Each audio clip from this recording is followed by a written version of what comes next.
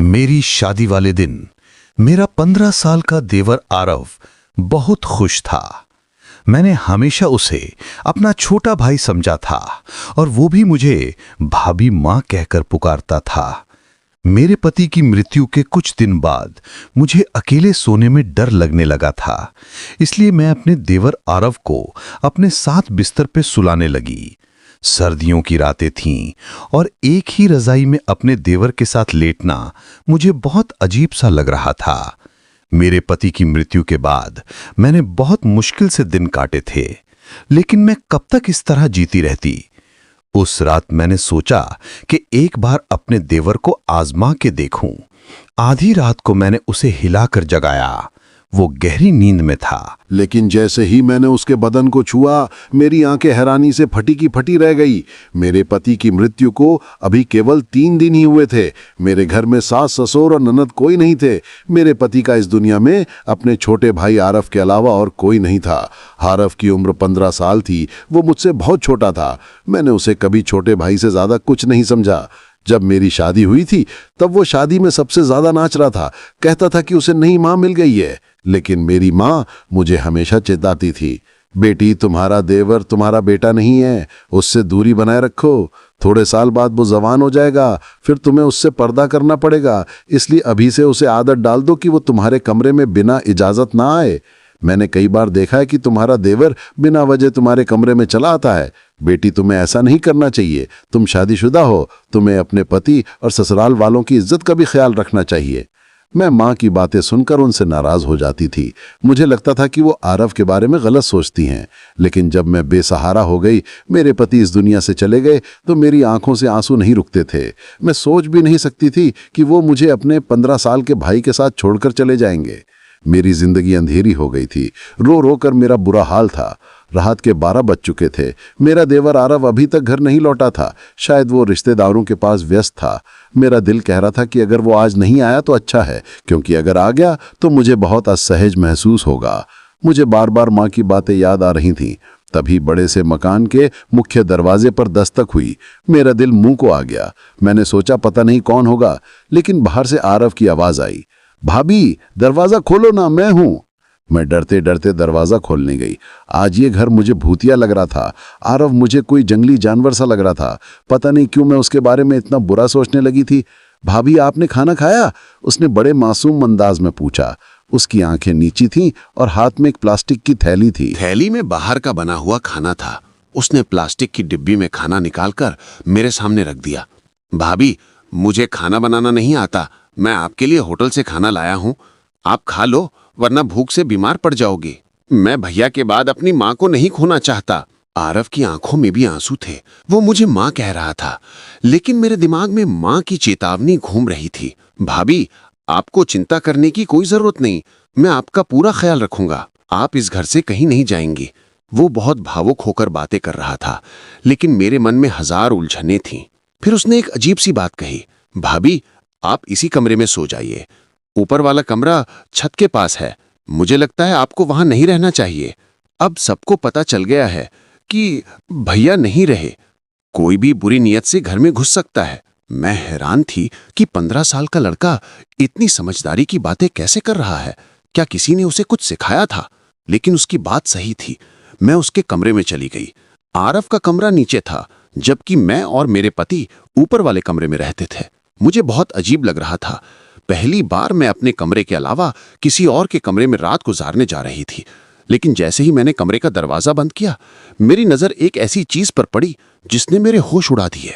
वैसे तो वो अभी भी 15 साल का बच्चा ही लगता था, लेकिन मेरी माँ बिल्कुल सही थी। आरव जो कह रहा था वो कोई बच्चा नहीं कह सकता था। उसके कमरे में मेरे सारे जेवर बिस्तर के नीचे बिखरे पड़े थे।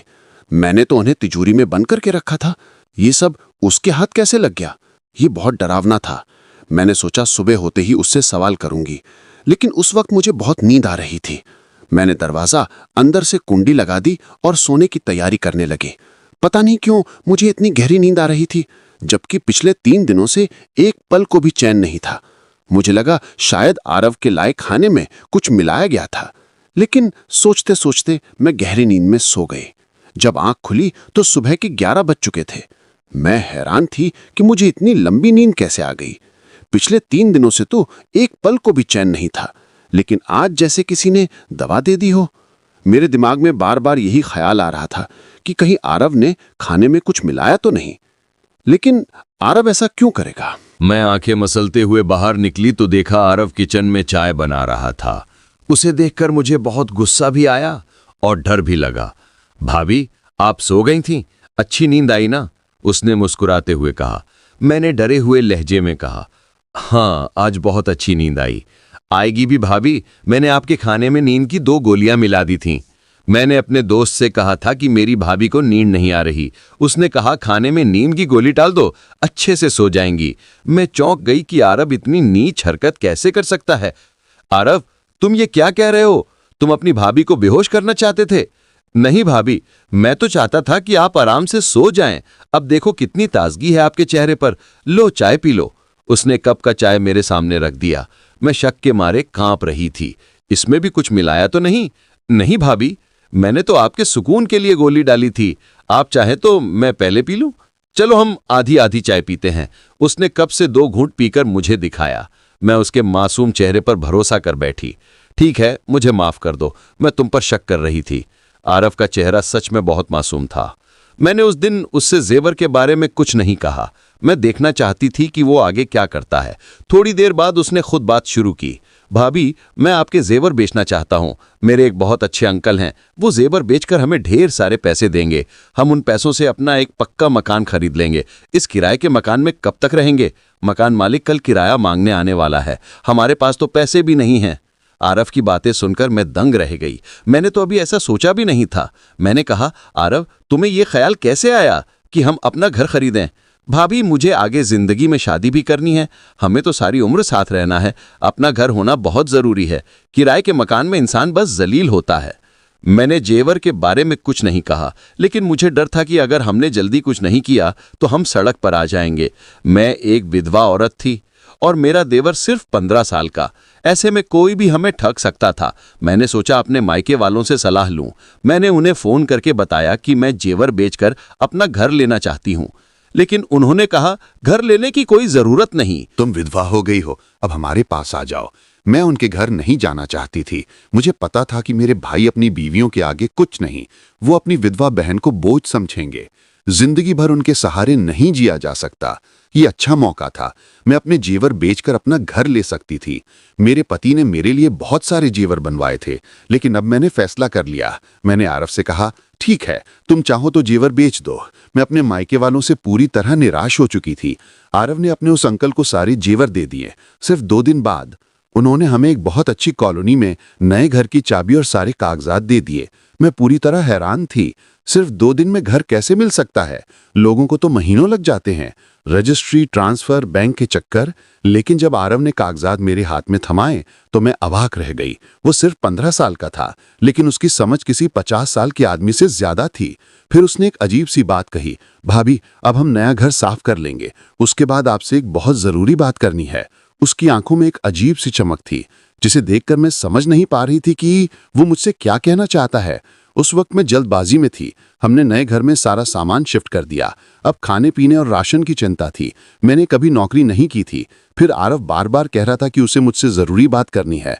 मेरे मन में 1000 सवाल थे, लेकिन मैं चुप रही। शाम तक मैंने सारा सामान सही जगह पर रख दिया। वैसे भी हमारा सामान बहुत ज्यादा नहीं था।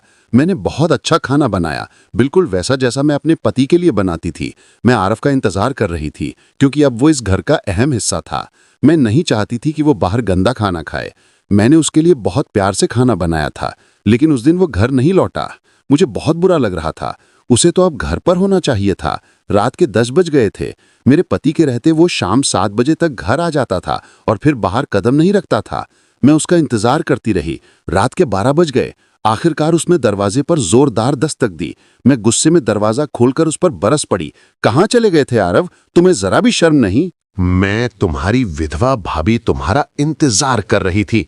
मैंने इतने प्यार से खाना बनाया और तुम अपने भाई के जाते ही आवारा बन गए। आखिर ऐसी कौन सी बात है जो तुम घर में नहीं कर सकते? अपने दोस्तों को यहीं बुला लिया करो। भाभी, मैं ऐसा नहीं कर सकता। उसने गुस्से से मुझे घूर कर देखा, जिससे मैं डर गई। आखिर वो अभी भी बच्चा ही था। मैंने सोचा मैं उसे डांट सकती हूँ। मैं यही सोचकर चिल्ला रही थी कि अचानक वो जोर से चिल्लाया, भाभी बस करो, मुझे अब आपकी कोई बात नहीं सुननी। जो खाना आपने बनाया उसे आप खुद खा लीजिए। ये कहकर वो अपने कमरे की तरफ पड़ गया। उस वक्त वो किसी गुस्साए हुए बड़े आदमी की तरह लग रहा था। मुझे बहुत अफसोस हुआ, जरूर कोई गहरी बात थी। मैं उसके कमरे में गई और दरवाजा खटखटाया। उसमें दरवाजा खोला और अजीब नजरों से मुझे देखकर बोला, भाभी एक बात कहूं, आप मुझसे निकाह कर लो वरना आप काफिर हो जाओगी। उसकी बात सुनकर मेरी आंखें फटी की फटी रह गई। तुम ये क्या बकवास कर रहे हो आरफ? तुम्हारा माँ वाला प्यार कहाँ चला गया? तुम तो सुबह शाम मुझे माँ कहते थे, अब क्या हो गया? किसने तुम्हारा दिमाग खराब कर दिया? इतनी गंदी बात तुमने सोची कैसे और मुंह से निकाली कैसे? मैं गुस्से से कांप रही थी। वो बिना जरा सी शर्म के मेरे सामने हाथ बांधे खड़ा था और मुझे घूर रहा था। उसकी नजरें देखकर मुझे डर लगने लगा। मैं बोलते बोलते चुप हो गई और अपने कमरे में आकर दरवाजा बंद कर लिया। मेरा दिल जोर जोर से धड़क रहा था। मैं सोच भी नहीं सकती थी कि आरफ ऐसा निकम्मा निकलेगा। मैंने उसे हमेशा अपने बेटे की तरह चाहा था। मेरी कोई औलाद नहीं थी। मेरे पति कहते थे कि आरफ को ही अपना बेटा समझो। आरफ की बातें सुनकर मुझे बहुत तकलीफ हुई। मैंने ठान लिया कि आज के बाद उससे एक शब्द भी नहीं बोलूंगी। यह घर मेरे नाम था, मैं अकेली भी रह सकती थी। अगर आरव ने फिर ऐसी हरकत की तो मैं उसे घर से निकाल दूंगी। यह घर मेरे पति की कमाई का था और मेरे नाम पर था। आरव को इसमें रहने का कोई हक नहीं था। अगर वो अपनी भाभी को इज्जत नहीं दे सकता तो उसे यहां रहने का अधिकार भी नहीं। मेरा गुस्सा अब हद पार कर चुका था। सुबह मैंने उसके कमरे का दरवाजा जोर जोर से पीटा। फिर ध्यान आया कि दरवाजा अंदर से बंद नहीं है। मैंने धक्का देकर दरवाजा खोला तो कमरा खाली था। आरव घर में कहीं नहीं था। मेरा खून खौल रहा था। मैं मुख्य दरवाजे की तरफ गई तो वो बाहर से ताला लगा हुआ था। मतलब आरव ने मुझे घर में कैद कर दिया था। मुझे उससे सख्त नफरत हो गई। इतनी छोटी उम्र में इतनी गंदी हरकतें। मैंने फौरन मायके जाने का फैसला किया, लेकिन फिर याद आया कि मैं अभी इद्दत में हूं। बार बार बाहर निकलना ठीक नहीं। मैं मजबूरन बैठ गई। मेरे पति को गए 1 महीना पूरा हो चुका था। इस 1 महीने में आरव पूरी तरह बदल चुका था। मैं सोच रही थी कि काश भगवान ने मुझे अपनी औलाद दी होती तो मुझे आरव जैसे लड़के की जरूरत ही नहीं पड़ती। मैं अपनी संतान के सहारे जी लेती। लेकिन अब मैं उसे क्या कहूं? मेरा उससे खून का रिश्ता भी तो नहीं था। जिस रिश्ते की वजह से हम साथ थे वो इस दुनिया से जा चुका था। मैंने पक्का इरादा कर लिया कि जैसे ही आरव आएगा मैं उससे साफ साफ कहूंगी कि वो इस घर में नहीं रह सकता। शाम ढले अभी पूरी रात भी नहीं हुई थी कि घर के दरवाजे पर जोर जोर से धड़धड़ाहट होने लगी। मैंने सोचा शायद आरव होगा, लेकिन जब मैंने दरवाजा खोला तो सामने 4-5 आदमी खड़े थे। उनके चेहरे पर घनी दाढ़ियां थीं और वे गुस्से में लग रहे थे, जैसे कोई मौलवी हो। उन्होंने गुर्राते हुए कहा, बीबी तुम अकेली यहां रहती हो? मैंने कहा, हाँ मैं अकेली रहती हूं। वो बोले, झूठ मत बोलो, तुम्हारा देवर भी तुम्हारे साथ रहता है। वो अभी भी घर में ही होगा। तुम दोनों इस मोहल्ले को गंदा कर रहे हो। तुम्हें यहां से निकालना पड़ेगा। मैंने डरते हुए कहा, भाई साहब हमने क्या गलत किया? वो चिल्लाए, तुम क्या गलत किया ये हमसे पूछ रही हो? तुम अपने 15 साल के देवर के साथ अकेली रहती हो। तुम्हें शर्म नहीं आती? तुम्हारा शौहर मर चुका है, तुम विधवा हो। अपने मायके चली जाओ। यहां शरीफों के मोहल्ले में गंद फैलाना बंद करो। हमारे यहां भी बहन बेटियां रहती हैं।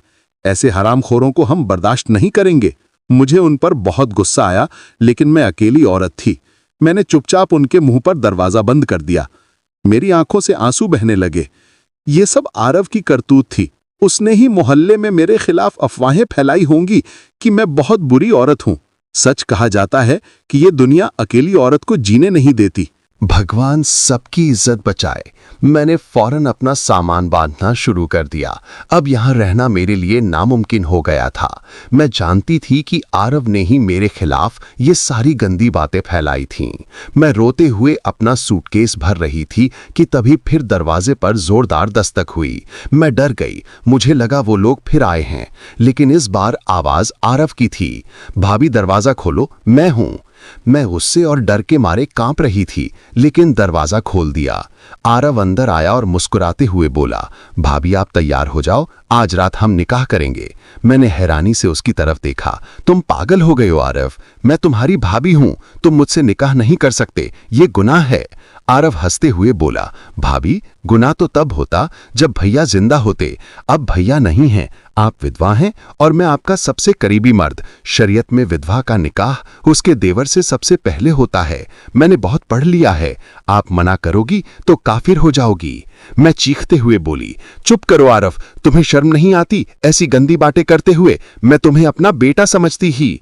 आरव का चेहरा अचानक सख्त हो गया, वो मेरे बहुत करीब आया और फुसफुसाते हुए बोला, भाभी अब बहुत हो गया नाटक, आप मेरी हो, आज रात मौलवी साहब आ रहे हैं, आप तैयार हो जाओ वरना मैं आपको जबरदस्ती तैयार करवा लूंगा।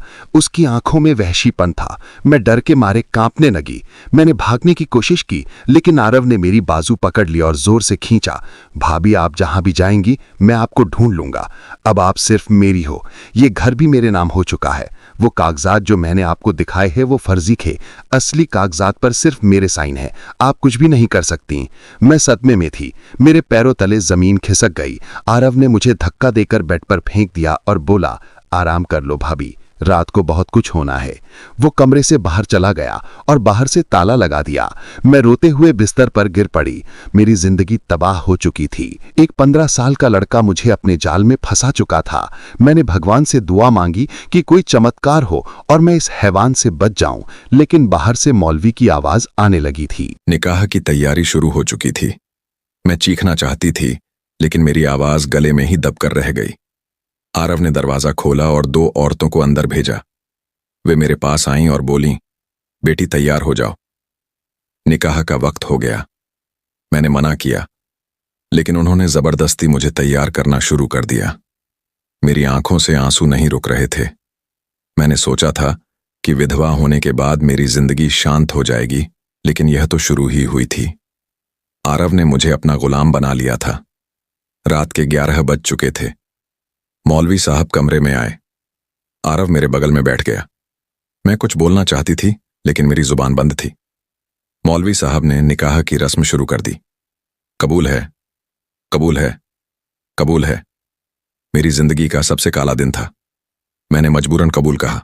जैसे ही निकाह पूरा हुआ, आरव ने मेरे सामने हाथ जोड़े और बोला, भाभी अब आप मेरी बीवी हो, आज पहली रात है। मैं डर के मारे कांप रही थी। आरव ने कमरे का दरवाजा बंद कर दिया और मेरी तरफ बढ़ा।